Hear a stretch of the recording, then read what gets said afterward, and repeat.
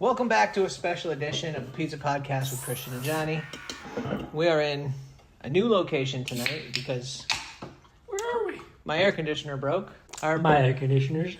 Our previous venue is no longer usable because it's near 90 degrees now. We are continuing... what part is this? 8? 9? I can't keep track.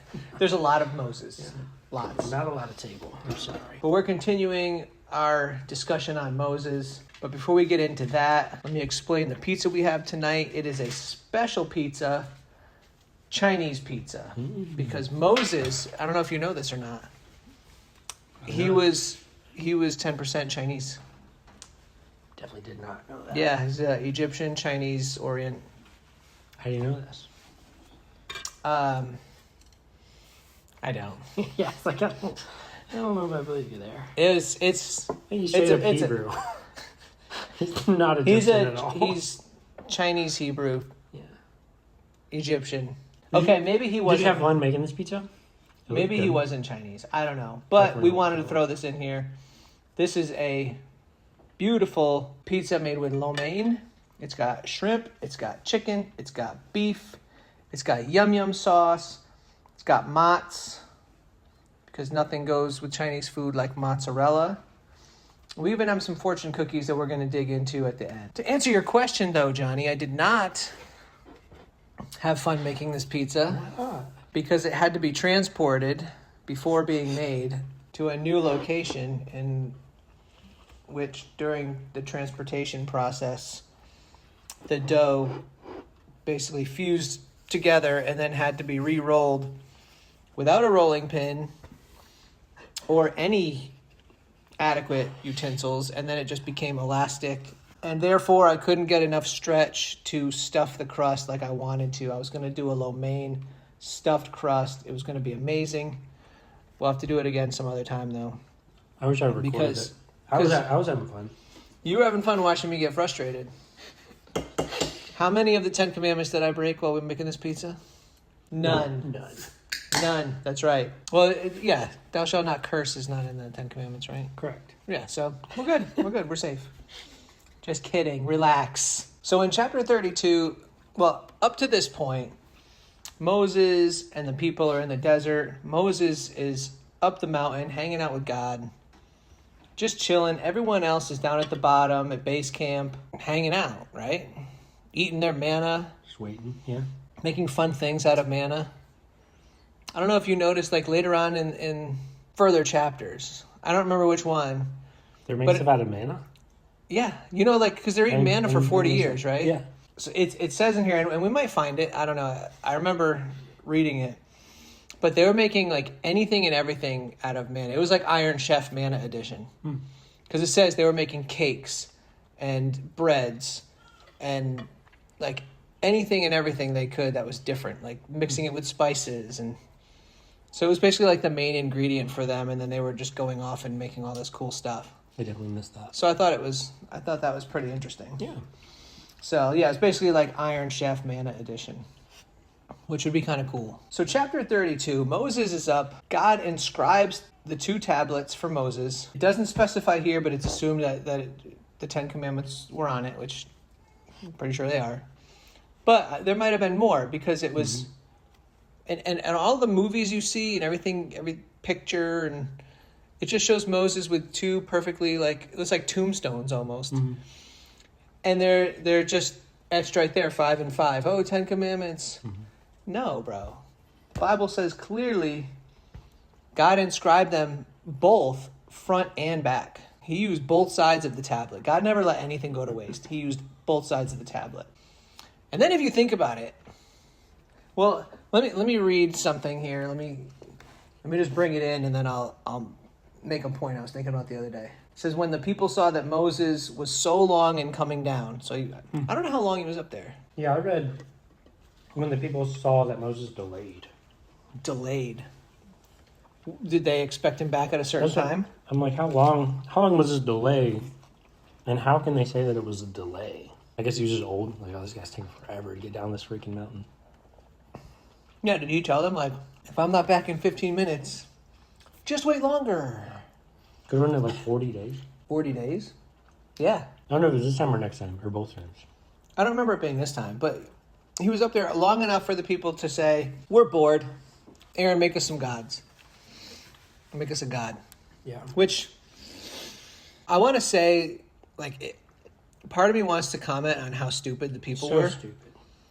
Bro, But then I'm thinking, like, but they walked through the Red Sea. They walked through the Red Sea. I know. But then I'm thinking, like, I've probably done the same thing where I'm calling them stupid, but I'm pretty sure God's told me a whole bunch of stuff, and he's done a lot of things for me, and I still do stupid things too. So I can't judge, but from the outside looking in, it's painful. So the people saw that Moses was long and coming down from the mountain. They gathered around Aaron and said, make us gods who will go before us. As for this fellow Moses who brought us out of Egypt, we don't know what has happened to him. And it was God that brought him out Like, of Egypt. But... why do they need gods?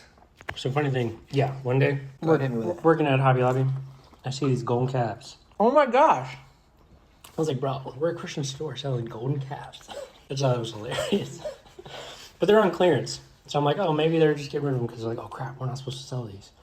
Or they're on clearance. Wait, how much were they? $6.49? I think that was the original price. Originally $6.49, so clearance $3.24. $3.24? What's Exodus 3:24? It's the last verse in chapter 3. After he drove the man out, he placed on the east side of the Garden of Eden cherubim and a flaming sword, flashing back and forth to guard the way to the tree of life. Okay, so I like. So that's right at the end of the fall of man. So then 32:4 is and he received the gold from their hand and fashioned it with a graving tool and made a golden calf.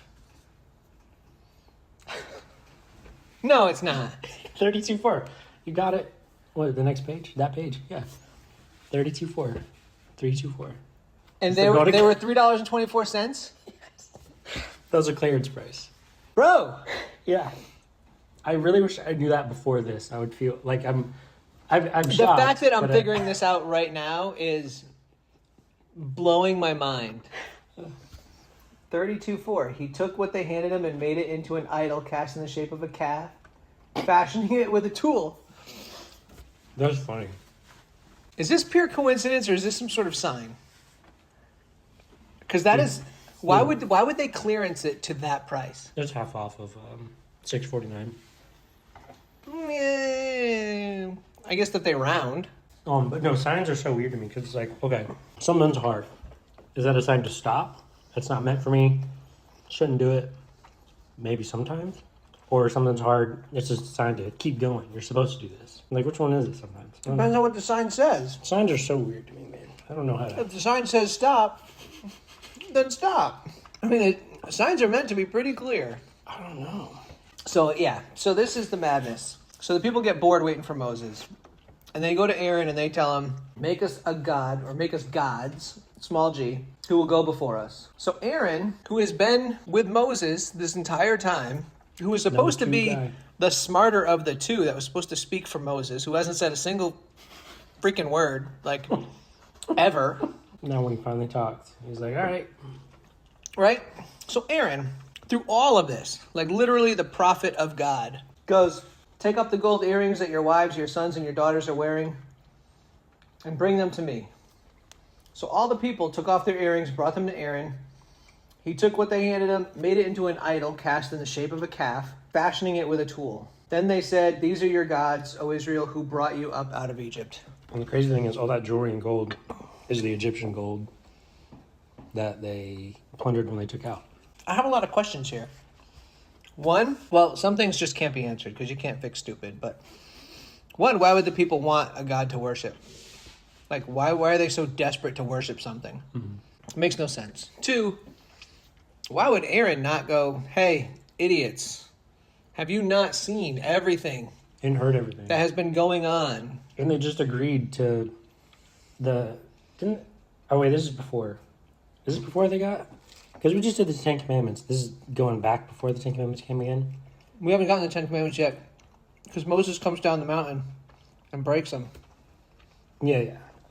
So this is like a prequel. Spoiler alert. So this is like a prequel. Because the Ten Commandments were before this. And then it's like prequel. Hey, okay. Because it was like they agreed to everything in what we previously read. I'm just confused about when they agreed to everything. I guess after this, they agreed to everything? After this golden calf incident? They agreed to everything from day one. They're like, okay, God, we'll follow what you say. Okay. Okay, God. Okay, God. As soon as Moses disappears, Out the window. well, because they were. It's almost like they were worshiping Moses. Mm-hmm. Because you're like, Yeah, Moses Moses isn't here. got us Moses out. led us out of Egypt, and he's not here. We don't know what happened to him, so let's worship another God. Mm-hmm. Which is wild to me. Mm-hmm. So then Aaron goes and makes this calf. Question 3, why a calf? Out of all the things to worship, all the things you can make with your hands, you make a baby cow? A baby cow. Grown-up cow I could see. A grown-up cow is a lot more respectable. Bro, that milk. Mm. For real. You like whole milk, though. I like 2%. Mm-hmm. Give me that 100%. Would you drink milk right out of a cow? Guess. But You said you love milk. Mm-hmm. I do. Like, if you went to a farm and a farmer's like, here you go, take a pull. Maybe. Would you really? Maybe. I mean, people do it. It's not Yeah. like, it's not bad. Yeah. I don't know if I'd be able to do it, bro. Yeah, that's what I'm saying. Maybe. I don't know. Because I like my 100% milk in the fridge. That's not going to be cold. What if the cow was in a fridge, like a walk-in fridge? Would the milk be cold? I don't know if it would be cold. It'd be colder than normal. If the I don't milk think was it'd be cold. cold, the cow would probably be dead. Yeah. What if they milked the cow down like an ice luge, so that it got cold by the time it got to you? Do you know what an ice luge is? It's just Is it a bobsled thing? yeah. It's just a channel of ice, and you pour a liquid down it, and it gets cold, and then by the time it hits your cup or your face, That's a thing for drinks?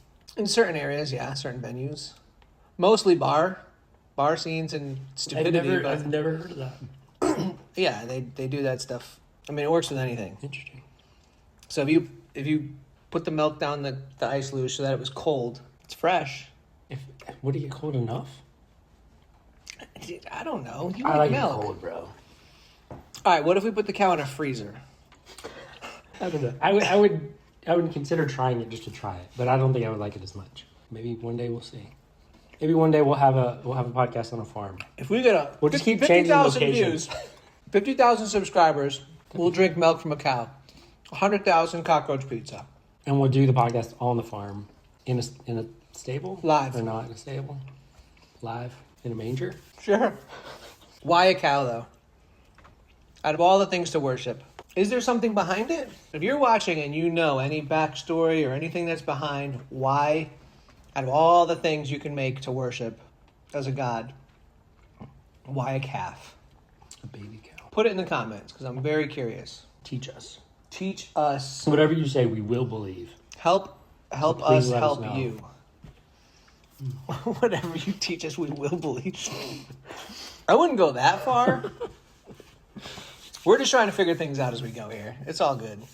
That's one of my favorite jokes, What? like, especially with Tim.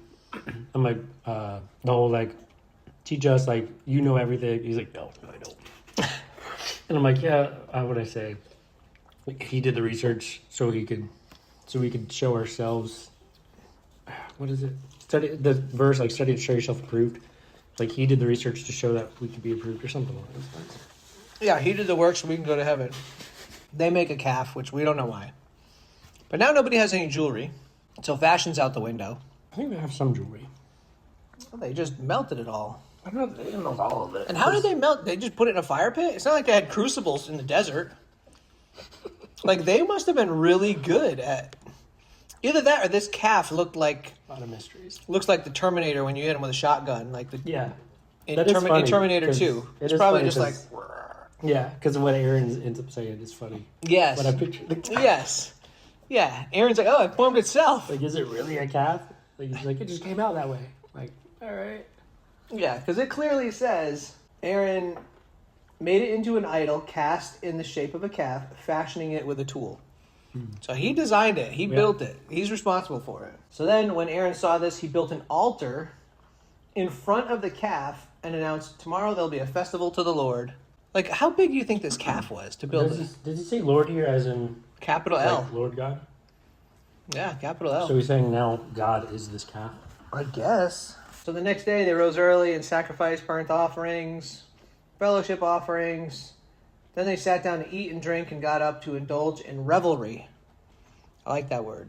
Then the Lord said to Moses, "Go down, because your people whom you brought up out of Egypt," oh, even God said Moses brought them out of Egypt, so maybe they weren't wrong, "have become corrupt. They've been quick to turn away from what I commanded them and have made themselves an idol cast in the shape of a calf. They bow down to it, sacrificed to it, and said, 'These are your gods who brought you out of Egypt.'" Then God is like, you know what? I'm just going to consume these people with fire. They're done. Mm-hmm. And Moses... You're good. Moses is like, hey, have mercy. It's like another Noah situation. Yeah. He's like, have mercy.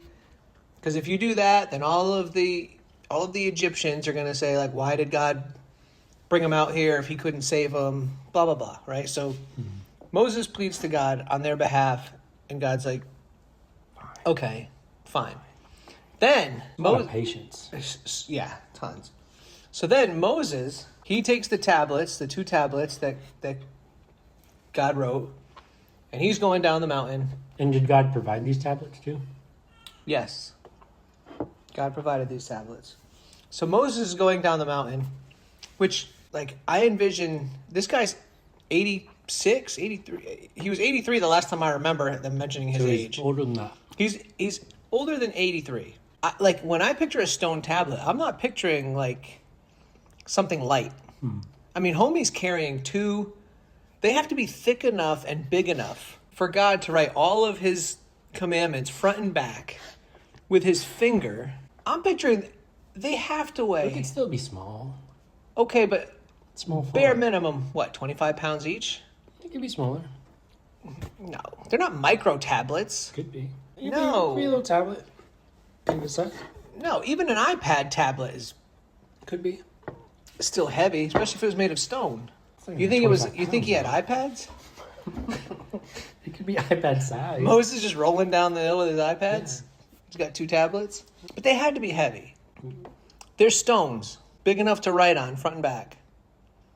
See, when you say big enough to write on, you see how small that font is? Yeah, okay, even a stone this big, though, having 2 of them, and you're in your 80s and you're carrying them down a mountain. Of course, in the movies, they're like big. They're like 3 feet tall by 2 feet. Maybe he's got a sack or satchel. He's got a little satchel. Either way. He's got a little man bag. Either way, this is an elderly man carrying these stone... He's fit, though. He's got to be. Of course. He's walking everywhere. He's ripped. Yeah. Super ripped. Got to be. So he comes down the mountain and... his legs? Yeah. Got to be. He's got quads for days. So he comes down the mountain and he hears... Like, he couldn't tell if it was war cries... or singing or what, and then he gets closer and it's like a party. So after pleading with God, hey, don't be so mad at them. He goes down there, sees them. He loses it. He gets just as angry with them as God was. Throws the tablets, breaks them, comes down the mountain, takes the calves, burns them up. Which is so funny. He melts them down crushes them into ash somehow. Yeah.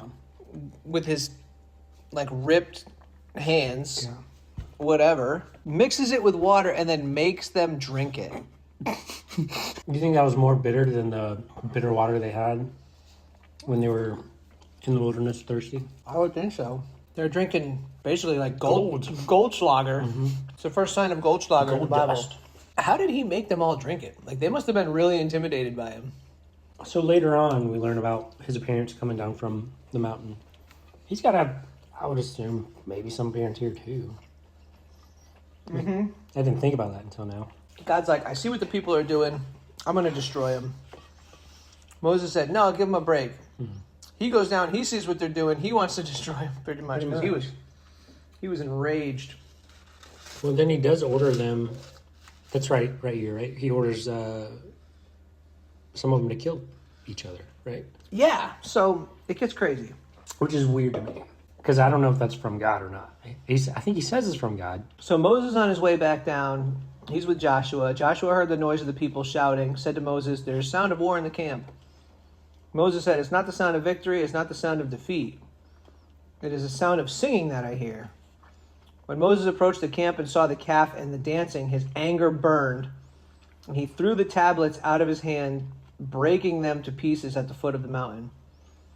Then he took the calf they made, burned it in the fire, ground it to powder, scattered it on the water, and made the Israelites drink it.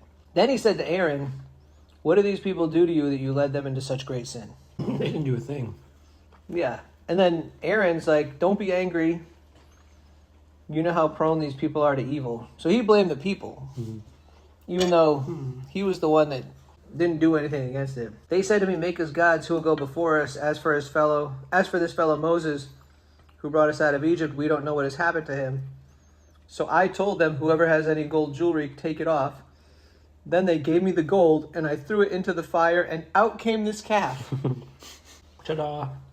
Yeah, like he had nothing to do with fashioning it, casting it. He's just said, "I threw the gold in the fire, and poof." It's like the Big Bang Theory for the golden calf. You need to take responsibility. Yep, and he did not. So Moses saw the people were running wild, and Aaron had let them get out of control and become a laughingstock to their enemies. So he stood at the entrance to the camp and said, "Whoever is for the Lord, come to me." And all the Levites rallied to him. And this is where I'm not quite sure who did what here, but this is wild. This is what, yeah. Then he said to them, "This is what the Lord, the God of Israel, says." So this is basically like God's telling you to do this, so you're doing it. Like, and I assume this is what God said, because if it wasn't, I think he would punish Moses. Who? God would punish Moses if this wasn't what God actually said. Because part of me is like, did God say this? Is Moses just still mad and going off on these people? That's true. So he told them, "Each man strap a sword to his side, go back and forth through the camp from one end to the other, each killing his brother and friend and neighbor." I don't get it. I don't either. So it's like everybody who's for the Lord, come here. So basically, just go kill everybody else that's not here. It couldn't have been, because they only killed 3,000. Yeah. And we know there's like 600,000 plus. So all the people that were for the Lord, I guess as punishment, had to go kill their family members and their friends and their neighbors? Or what if there's just that many people that were for the Lord, and 3,000 decided they didn't want to have anything to do with the Lord?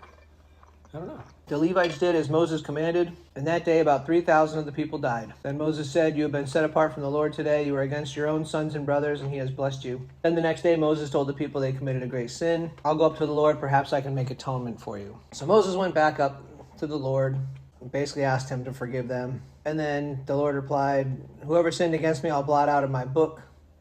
Now go lead the people to the place I spoke." And the angel went before them. "However, when the time comes for me to punish, I will punish them for their sin." And the Lord struck the people with a plague because of what they did with the calf Aaron had made. A lot going on. I'm having difficulty following.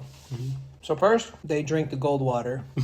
Then they have to go through the camp and kill their brother, friend, and neighbor. Mm-hmm. Then they get a plague, all for the same offense. Mm-hmm. Yeah. Pretty severe. Okay, chapter 33 is when Moses comes back down the mountain. God tells Moses to go get the stones this time, since he broke them. So Moses had to carve the tablets of stone. It might be 34, but... No, it's yeah, that's 34. I just looked at the title, the new That's stone okay. tablets. That's okay. Well, I mean, this is all part of, Yeah. like chapter 33, Moses is back up the mountain. So during that time, all of this happens. That's where one of the coolest like phrases that I think is coolest is where it says Moses is face to face with God. And I'm like, that's cool. But it's also confusing because later on... You can't see the face of God without dying. Yeah. I don't know if it's like a figure of speech. Probably just meant they were in the same room. Face to face means they're just in the same room. I don't know, I'm making it up. Yeah. I don't know. It's weird to me. Because face to face, by our understanding, you're looking at each other. Mm-hmm. But if you look at God, you're dead. So, yeah, I can't... Part of me is like, maybe he was face to face, and then since there's a new set of rules, like, I don't know. Like, was he face to face or not? It's hard to tell. The Lord told Moses to take the people and go to the land that he promised them. He said he's not going to go with them, though, because the people are stiff-necked, and if he goes, he's just going to want to consume them all. So that, I guess that might sort of play into where I'm like, maybe they were face to face, and it's like they're that close and that good. But he's like, hey, I'm not having anything to do with those, impure freaking Israelites over there. Those guys suck. So then, since Moses is like fighting for them and he's going to be with them, so now Moses isn't at that same level anymore, being brought down by them. So then now Moses can't see the face after this. I don't know. I'm just You trying. think he could see him face to face before, but he can't now? Maybe. I'm saying maybe. I don't know. It's either that or face to face is just like a figure of speech and it's just translated. Like how we have like idioms and different figures of speech. You go to another country and they're like, what? Like that doesn't mean like hold your horses. My horses are in the stable. What are you talking about? Yeah. So it's like some kind of, I don't know. I really don't know. It's a weird one to me though. It really is. Yep, it is. Enough of that. It is. No, I agree. I'm with you. So then there's a tent of meeting. Moses would set up a tent where he would meet with God. And they creatively called it the tent of meeting. So there's that. Whenever the people saw the pillar of cloud standing at the entrance to the tent, they all stood and worshipped. The Lord would speak to Moses face to face as a man speaks with his friend. Then Moses would return to the camp, but his young aide Joshua, son of Nun, did not leave the tent. So yeah, from face to face is face to face. I don't get it. Moses and God just talked face to face, plainly. Moses asked God to show him his glory. And then God said, I'll do everything you ask because I'm pleased with you and I know you by name. Then the Lord said, I'll cause all my goodness to pass in front of you and I'll proclaim my name in your presence. I'll have mercy on whom I'll have mercy and compassion on whom I have compassion. But he said, you cannot see my face, for no one may see me and live. So I get it. Like, it says they just talk face to face, but then he says, no one can see my face and live. Mm-hmm. Maybe God had like a different face. He put on like a angel face or something. But like God's actual face you couldn't see. So maybe he was wearing like some sort of mask kind of deal. That's all I can think of. Yeah, I don't know. Then the Lord said, there's a place where you may stand on a rock. My glory passes by, I'll put you in a cleft of the rock, cover you with my hand until I pass by. Then I'll remove my hand and you'll see my back, but my face must not be seen. So Moses prayed, God, show me your back. And God was like, okay. But I guess with God, that's all you need. You don't even need that, but I guess that's like, he'll take it. Mm-hmm. And that's probably why he glowed like a bioluminescent bodybuilder. Because he's jacked? Yeah, Moses is jacked. So in chapter 34, this is when we get the new tablets. The Lord told Moses, chisel out 2 stone tablets like the first ones, and I'll write on them the words that were on the first tablets, which you broke. I like how he threw that in there. Which you broke. So now you're going to chisel out your own tablets. Which I'm trying to think of how it must be difficult to chisel tablets out of rocks. Without like breaking the whole thing in half or over chipping and all that stuff. So again, like they had a lot of craft. And then you have to have like a good medium size because if you're too small, you can't chisel that small. Too big, that's what I'm saying. There's a lot of chiseling if it's too big. That's what I'm saying. They had to be heavy. The second pair, the first pair, God can do whatever size he wants. Like he can do a super small font. God's little CNC machine. Just laser etch. He told him, be ready in the morning and come up on Mount Sinai. And he basically said no one can come with him. Not even the flocks or herds may graze in front of the mountain. So Moses chiseled out 2 stone tablets like the first ones, went up Mount Sinai early in the morning, and he carried the 2 stone tablets in his hands. So he didn't have a backpack. He was just carrying them. Then the Lord came down in the cloud, stood there with him, and proclaimed his name, the Lord. Passed in front of Moses, said a bunch of stuff.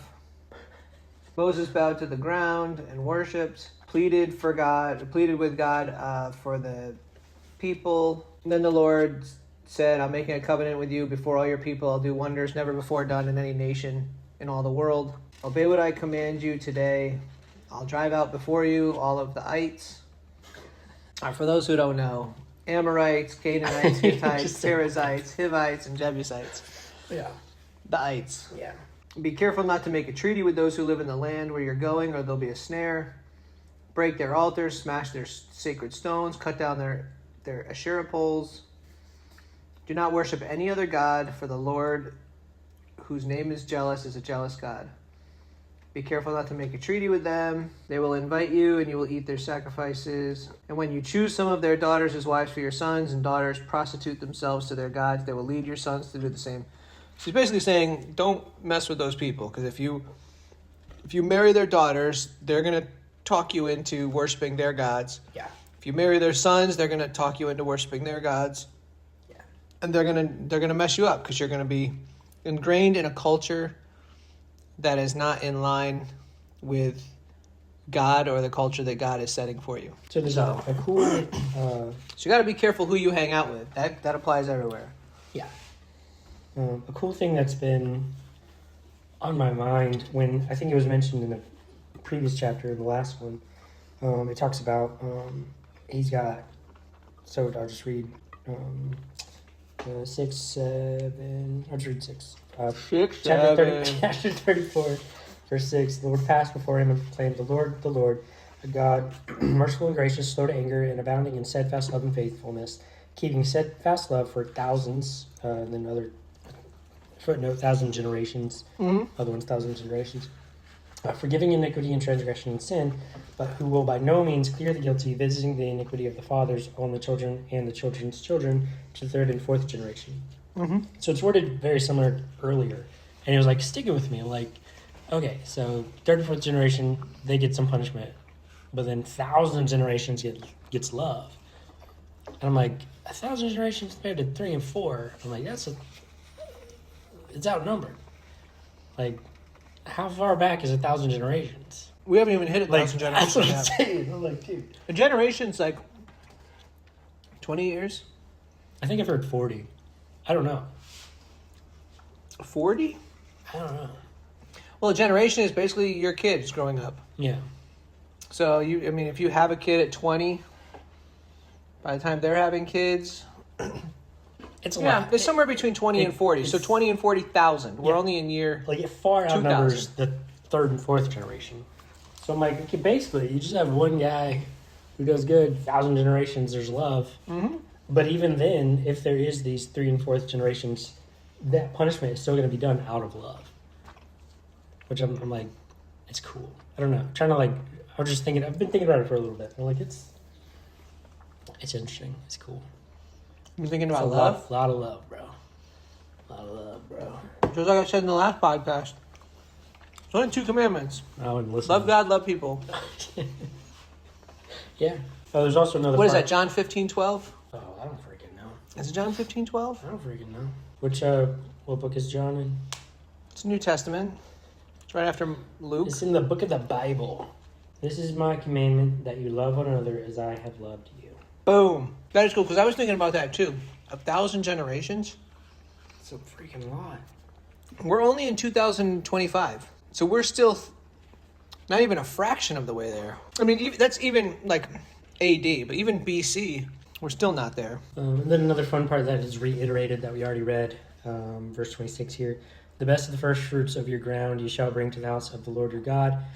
You shall not boil a young goat in its mother's milk. Yeah, we don't want that. Just feels like it's out of nowhere, and I don't understand. No, it's important. It tastes terrible. This is weird. I don't know how to get this piece of pizza out of here. Oh, look at that. It's just like in disc golf when you're in the crap and you're like, oh, I don't know what to do. Oh, I don't know. Oh, I don't know what to do. And you just do it. Stego roller, man. Yeah. Oh, I got nothing. No, I can't grab this. Easily grabs it. I'm gonna get a break glass in case of emergency with my Stego in it. That's a good thing you get. It's gotten me out of a lot of trouble. Yeah. God re-chiseled the tablets for Moses. No, he didn't. Moses chiseled. Etched. Moses chiseled the tablets. God wrote on them. Which, how are you going to write in stone if you I don't? thought Moses wrote on them. No, Moses just got them. God said, you're going to do the work and bring the tablets, and I'll rewrite them. God literally, I just read that. The Lord said to Moses, chisel out 2 stone tablets like the first ones, and I will write on them the words that were on the first tablets, which you broke. So you could have etched out some small ones. You would have etched out the same size, I'm sure. You think he brought some tablets to God, and he's like, no, bro, you got to make these bigger. Yeah, no. Go chisel out some more. I'm sure he chiseled out similar size as the last one. What language was it written in? Aramaic? Hebrew? Where did I Aramaic get- is New Testament. Yeah, I was going to say, where did I get Aramaic from? is what they spoke a lot. It's Greek and Aramaic. Yep. Yeah, that one. Okay. So God, he makes this covenant with Moses. Moses came down from Mount Sinai with the 2 tablets of the testimony in his hands. He was not aware that his face was radiant because he had spoken with the Lord. So that's pretty cool. It'd be so funny to not know. And, like, everyone's reaction. How do you not know Like- that your face is glowing? What are you guys looking at? Why are you running away? When Aaron and all the Israelites saw Moses, his face was radiant, and they were afraid to come near him. Moses called to them. So Aaron and all the leaders of the community came back to him, and he spoke to them. Afterwards, all the Israelites came near him. So when they figured out it was safe. Yeah. Then he gave them all the commands the Lord had given him on Mount Sinai. Then finished speaking to them, put a veil over his face. But whenever he entered the Lord's presence to speak with him, he removed the veil until he came out. When he came out and told the Israelites what he had been commanded, they saw that his face was radiant. Then Moses would put the veil back over his face until he went in to speak with the Lord. So he basically wear the veil to talk to the people, and then when he talks to God, just radiate his face again. Yeah. What if God was like, whoa, that's bright. But God is light. Man, God is light. Yeah, I know. He's basically like complimenting himself. He's like, man, Moses, you are looking am bright I that today. shiny? Yeah. That's cool. If God is light and Moses' face is shining, he's like Well, you're in the presence of radiating. God. You become light, right? reflecting. Like, yeah, that's pretty cool. We're supposed to be the light of the world, Yeah, pretty cool. which means if we're spending time with God, we should. Be glowing. Should be glowing. Like a pregnant woman. I don't Do ever. pregnant women actually No, glow? they don't. I don't know where that comes from. Everyone says that. I don't get it. I don't see the glow. I was very attracted to my pregnant wife, but she did not glow. Were you disappointed? And if she did glow, would I be attracted to glow? I don't know. I don't know. Glow in the dark is cool, but I think it'd be pretty scary if a pregnant wife was. Face. You go to bed and you just see a glowing face. It would be Yeah. creepy. Yeah.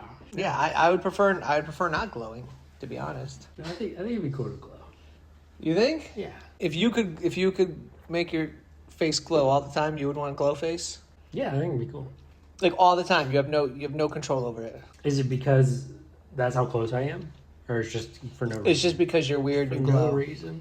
I Maybe would want to be able to turn it on and off. Like a You can't like a turn on party and off your trick. glow. Like a party trick. No, you're not a walking disco ball. We're not doing that. I guess I would not want to glow all the time. Like people had to wear sunglasses when they talk to you because you were just so bright. Yeah, I guess I would not. No? I guess not. No. It'd be too much attention. Like, I like selective attention. Most of the time, I don't like attention. But then sometimes I'm like, I want to show out. Give me You wouldn't be able a to little do. attention. You wouldn't be able to do TikTok videos anymore. Too bright. It would be so bright. It would just be like Yeah. putting the camera into the sun. Yeah. Yeah, party's over at that rate. Yeah. It's nothing. Can't even watch Johnny because he's too bright. So the rest of The over Exodus is Sabbath regulations, materials for the tabernacle, building the tabernacle. We reiterate the Sabbath because I guess it's important. But No, I want to know, like, the Israelites, are they just like workaholics? They're just so accustomed to working. what else you could? Yeah, I mean They want to work. they spent every single day as slaves filling quotas that weren't even possible. Like we're taking your straw and you still have to But meet the quota. how do you want to keep working after that? Bro, it's just ingrained in your brain and your behavior. Like when you spend year after year, day after day after day, just being Like, I've had beaten down, overworked. Then when you don't have to work anymore, you don't feel comfortable. It's like I kind of get it, but not to that extent. no, it's like They have to be reminded, hey, take a Sabbath or you're dead. Like, it's that extreme. that's different. That's crazy. There's no way. You have to rest. That's what I'm saying. Like, but they didn't want to. They have to have this almost like a threat of being killed if they don't work. Like, Maybe that's why. crazy. Maybe that's why there was the threat of being killed, is because otherwise they wouldn't listen. yeah, that blows my mind. Because I've had seasons where I'm like, it's overtime. I'm like working. I'm going in like at 5 a.m, working a full shift, getting off at 10 at night. I'm doing that a couple days in a row. and it's like fun in the moment. Then I get a day off. Yeah, I love that day off, bro. I'm not doing crap. I'm looking forward to that. Yeah. So I don't understand. Different time. So God gave some people specific skills to do things. Bezalel and Aholiab. Basically, the Lord chose them. The Spirit of God gave them the skill, ability, and knowledge in all kinds of crafts to make artistic designs for work in gold, silver, bronze, cut and set stones, work in wood, and engage in all kinds of artistic craftsmanship. So those two were basically like the foremen, the project managers, or whatever you want to call them. Yeah. It kind of reiterates everything we talked about in the previous, it was 20-something, chapter 20-something on the last podcast. And then it talks about the other one. It's like, hey, here's how to do it. And this one is like, hey, here's how they did it. And they did it. They could have summed all this up and just said, and they did everything they were told to do. But no. Yeah. Yeah. But the next 6 or 7 chapters Yeah. are all building the tabernacle, the ark, the table, the lampstand, the altar of incense, altar of burnt offering, basin for washing, the courtyard, priestly garments, the ephod, breastpiece, other priestly garments. And then in chapter 40, they set up the tabernacle. And every single chapter is just illicit detail that God instructed them. Yeah. It's funny when they're asked to bring in materials and stuff to make all the stuff. They bring too much. Mm-hmm. And so they go to Moses like, hey, these guys are bringing in too much. And so Moses is like, stop it.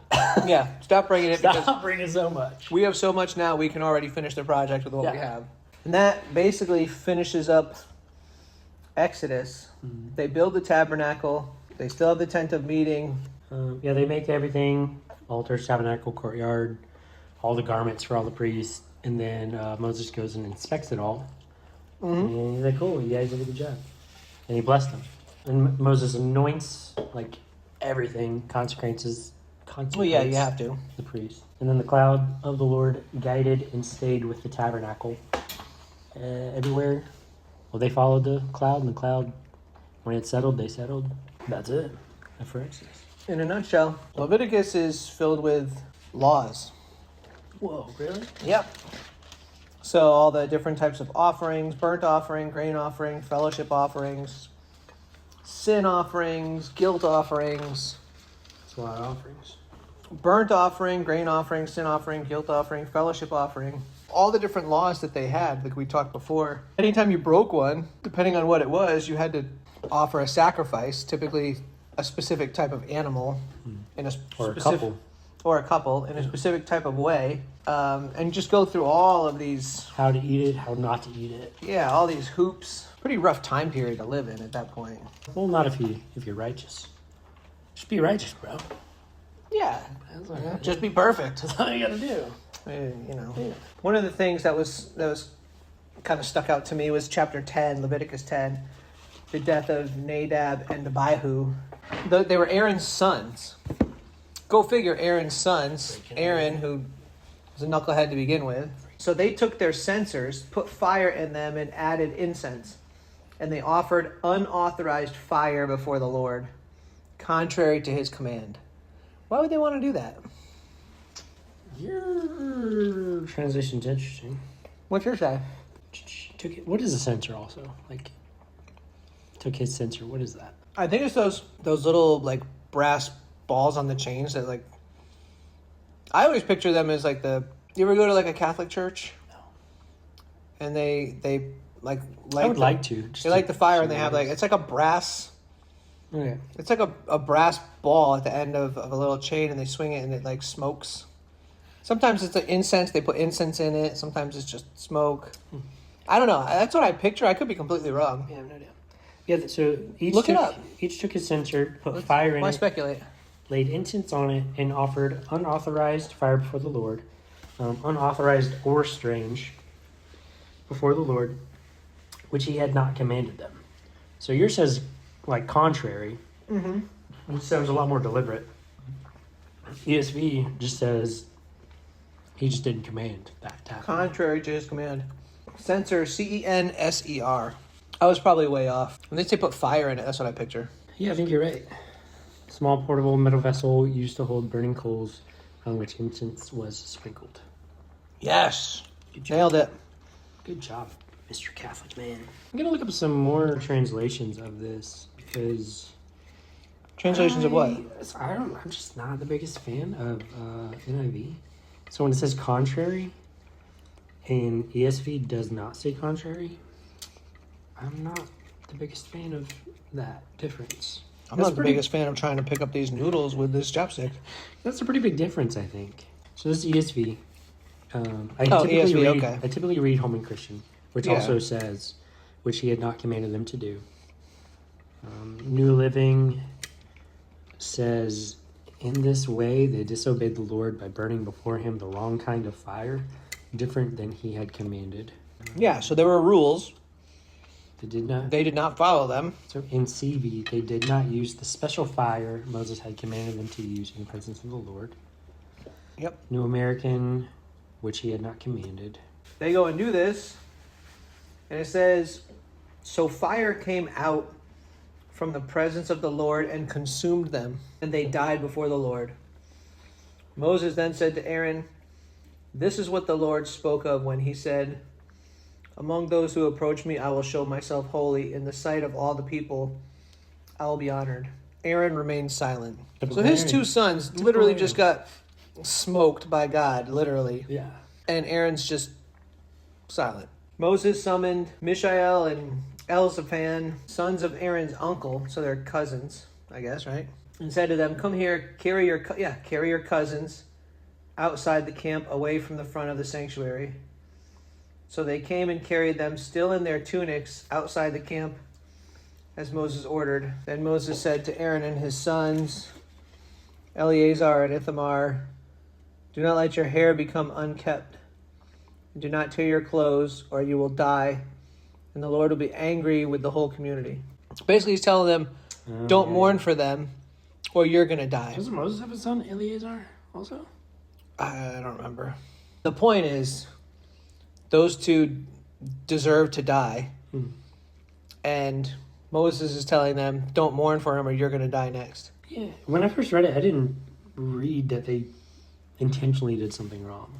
That's what I was a little confused about. Then further on in Leviticus, it just goes into more laws, rules, and regulations, clean and unclean food, purification after childbirth, regulations for infections and skin diseases. I need to read that since we just got a baby. Regulations about mildew. Isn't that weird? Chapter in the middle of 13. Mildew. Is that a big problem? I don't have that heading. It's right before 1347. Leprous disease You in a don't- garment? Leprous disease in a garment? What does 47 say? If any clothing is contaminated with mildew. Okay. So ESV just doesn't say mildew. It says leprous disease. I guess, yeah. I mean, they get rained on, right? And they're wearing, I mean, they don't have like a full dresser. They don't have dryers. They're outside. There's got to be. under the cloud of the Lord. Where do you think rain comes from? The cloud of God. We're under the cloud of the Lord, and it rains all the time. But it's a special cloud. They're all special clouds. Gosh. Everyone gets a trophy.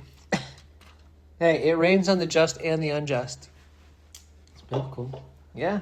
It doesn't say that just and unjust get trophies, and they're special. No. The just and the unjust get mildew on their clothes, though, apparently. So, cleansing from infectious skin diseases, chapter 15. Discharges causing uncleanness. Ew. We'll skip that. That's gross. Day of Atonement. Eating blood forbidden. Gross. So, don't do that. No vamps so loud. Unlawful sexual relations. Dang it. Pretty standard to today. It's don't sleep with your family members. I'll just sum that up right there. Boom. Chapter 18. Wait, my wife is my family now. Oh, I guess. You gotta go into more detail. That's right. Or just don't do it. I mean, that's... See how that pans out. Also... See how that pans out for you. Who says it?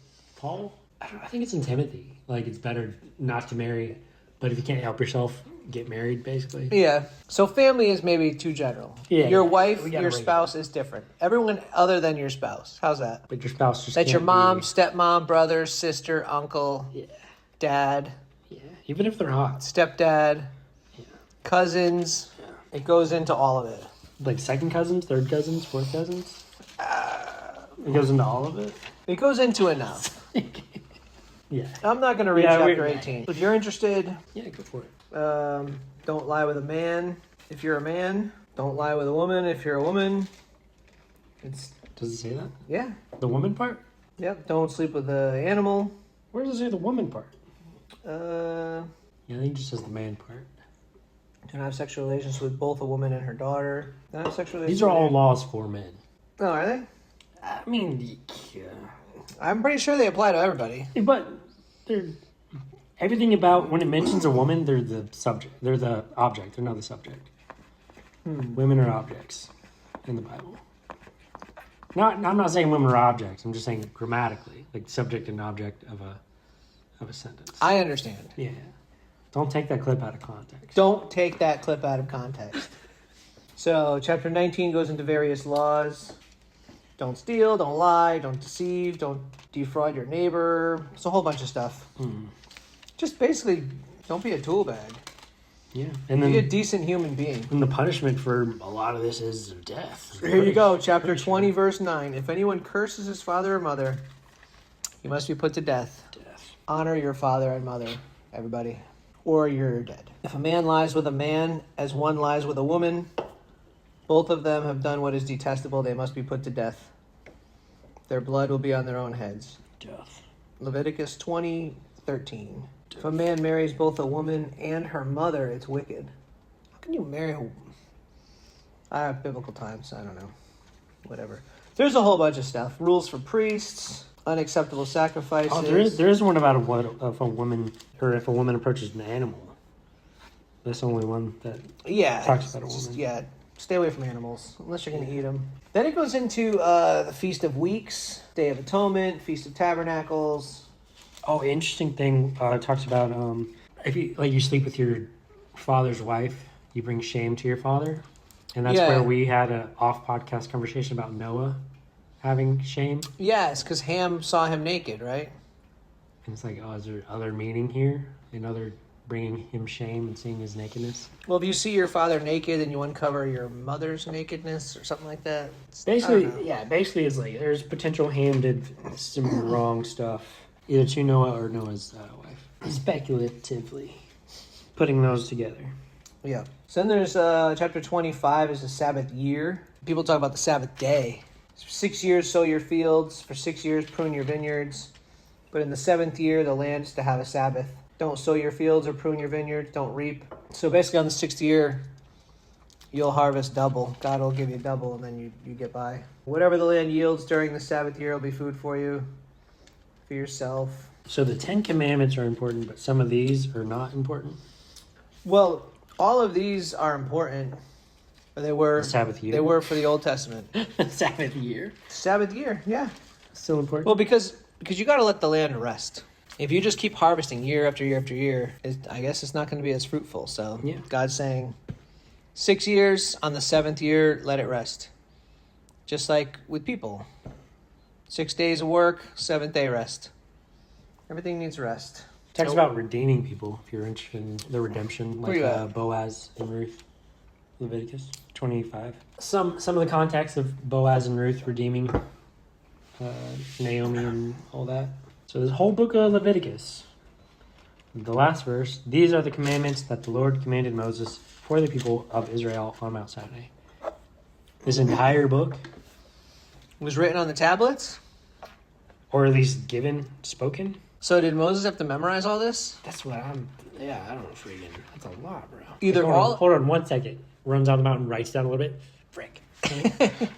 Let me pick up. That's why he had such strong legs. He kept running up and down the mountain, Yeah. trying to remember all these. Like, that's a lot, bro.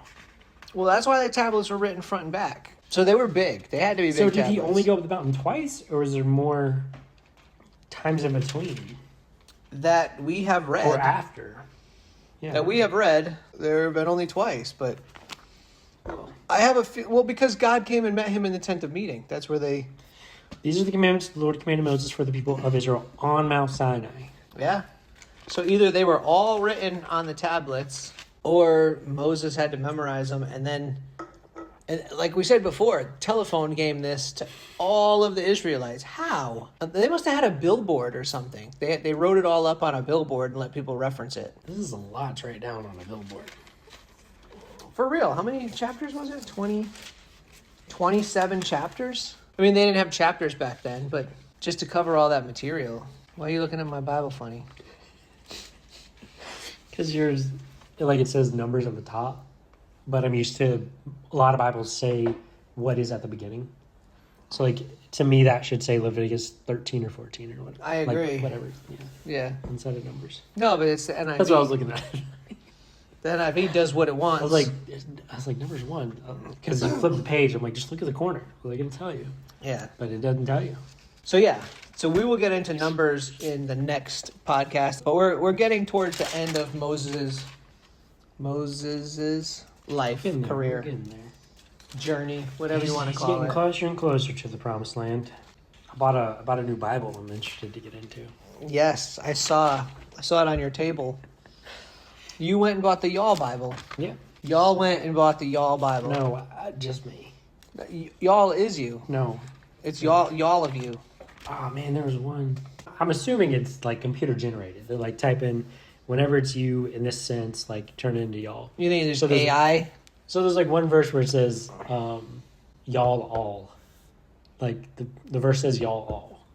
Instead of just you all, or just y'all, it's y'all all. Y'all all? Y'all all. Y'all all gonna get burned. Yeah, hopefully we can get into that. So I really like this pizza. Yeah. It was good. It tasted like as much of a pain. Red Bull. Have you ever been to Red Bull before? I have. It was very, very similar. It's a little bit better, I think. I think yeah, I agree. It was better. There's some, I think, did you use all-purpose flour? It kind of ruined it for me. The dough wasn't as good. No, I used bread flour, but I had to use all-purpose flour to flatten it out as best I could because I'm not in my home venue with all my ingredients. And it's all you have. You don't even have bread flour in your house. I didn't know bread made flours. We made it work. I would have loved with it. Big, fluffy, stuffed crust full of this because it's fantastic. Very good. I very much enjoyed this pizza. I'm going to go 9-1. We need to write down what we want it to be so we don't... You're not swaying my vote any. You're doing We've the math. already established You're doing the that. math. No. Well, if I say 9-2, it's pointless. No, I'll meet you at 9-1. I was in the low 9s.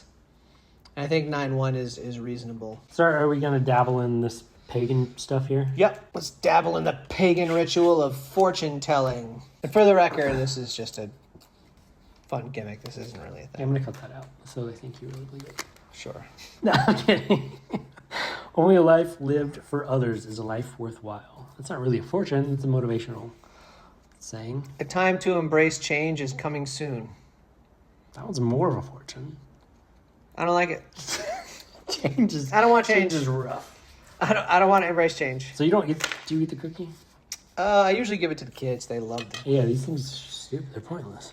All right, here, let's play a game. You got another one? This is how I usually do it. No! Oh, what's the game? I got another one. What's the game? The game is to get the fortune out without breaking the cookie. Again. I didn't even notice. How did you get that out of there? Yeah, this is what I typically do if I'm ever curious about what they say.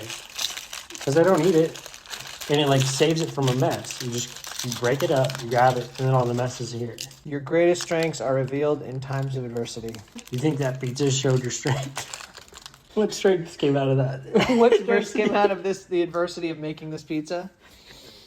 I have strong feelings. Yes. Yeah. I have strong What emotions. am I doing with this one? This one here too. Okay. So, one of these is going to be for the people watching. Okay. Which one? That Why one? not both of them? We had two. All right. So the viewer gets two. These two are for the viewers. Death and despair await outside your screen door. It doesn't say that. Patience is the key to a peaceful soul. You tool. Hey, I believe that. Patience is super. Oh, it's not for me. It's for freaking y'all. Mine It's not even a says... fortune. It's not even a freaking fortune. Your next Chinese meal will bring you more cookies. Did you know that? Your next Chinese meal will bring you more cookies? You know what's funny is that's not even the fortune side. No, I know that. Why does it say that? Yeah, these are just about numbers. Okay, here we go. Wait, what's the date today? June. Liking and subscribing to this podcast will bring you peace and prosperity. Wow. That is crazy.